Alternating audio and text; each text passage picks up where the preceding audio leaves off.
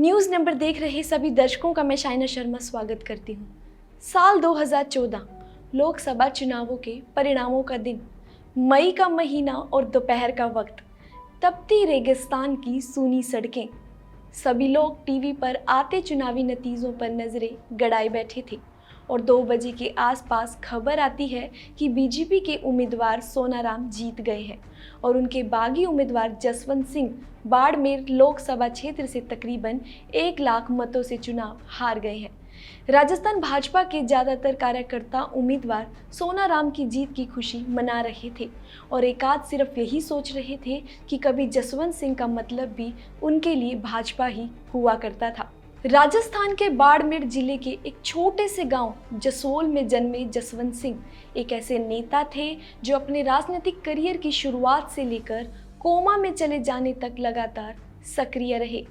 NDA सरकार में वित्त, विदेश और रक्षा मंत्री रह चुके जसवंत सिंह ने दिल्ली से कई मायनों में बहुत दूर बसे देश की पश्चिमी सीमा के एक रेगिस्तान गांव से दिल्ली के सियासी गलियारों तक का लंबा सफर तय किया। अजमेर के मेयो कॉलेज से पढ़ाई और फिर कच्ची उम्र में ही आर्मी ज्वाइन करने के बाद जसवंत सिंह ने 1966 में अपनी नाव राजनीति की नदी में उतार ली। कुछ वक्त तक हिचकोले खाने के बाद इस नाव को भैरों सिंह शेखावत रूपी पतवार का सहारा मिला। जसवंत सिंह को अटल बिहारी वाजपेयी का हनुमान कहा जाता था। एनडीए के कार्यकाल में वे अटल जी के लिए एक संकट मोचक की तरह रहे।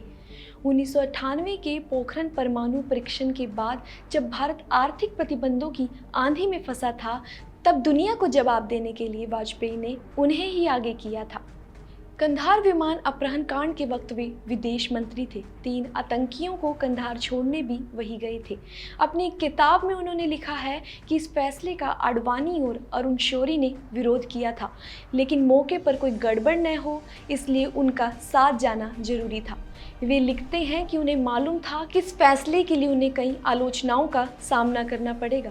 शुरुआत में जसवंत सिंह भी आतंकियों से किसी भी तरह का समझौता करने के खिलाफ थे, लेकिन बाद में प्रधानमंत्री कार्यालय के आगे बिलखते अपहरण किए गए यात्रियों के परिजनों को देखकर उनका मन बदल गया। जसवंत सिंह जिन्ना पर लिखी अपनी किताब को लेकर भारतीय जनता पार्टी से निष्कासित किए गए थे।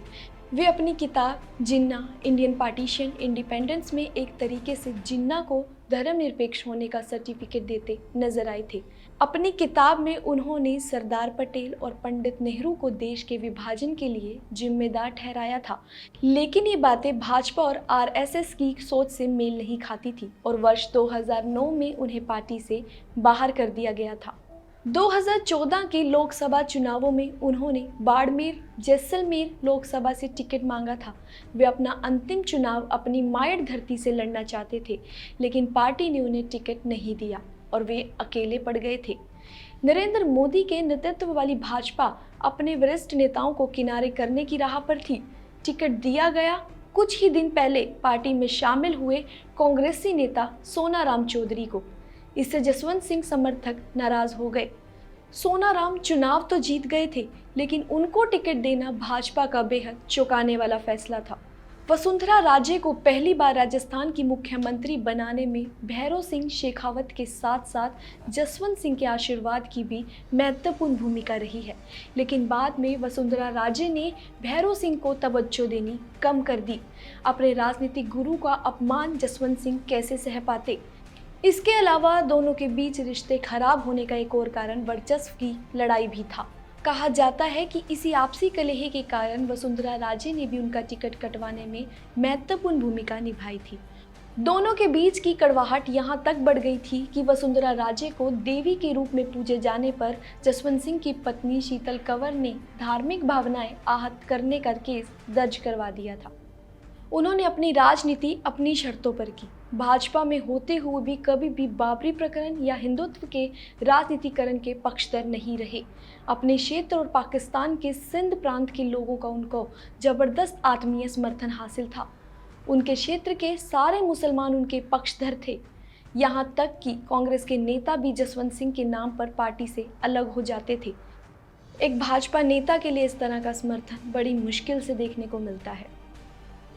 2001 में भारतीय संसद पर हमले के बाद जब सारी राजनीतिक पार्टियां पाकिस्तान के खिलाफ जवाबी कार्रवाई के लिए एकमत थी, यहां तक कि सेना भी सीमा पर तैनात की जा चुकी थी, उस दौरान जसवंत सिंह पर आरोप लगे कि उन्होंने ऐसा न होने देने के लिए एडी चोटी का जोर लगा दिया था। उन्हें पता था कि युद्ध से दोनों देशों के रिश्ते कभी सुधर नहीं सकेंगे। मुनाबाब खोखरापार के बीच थार एक्सप्रेस चलवाकर उन्होंने दोनों देशों के रिश्ते सुधारने की ओर एक और कदम बढ़ाया था।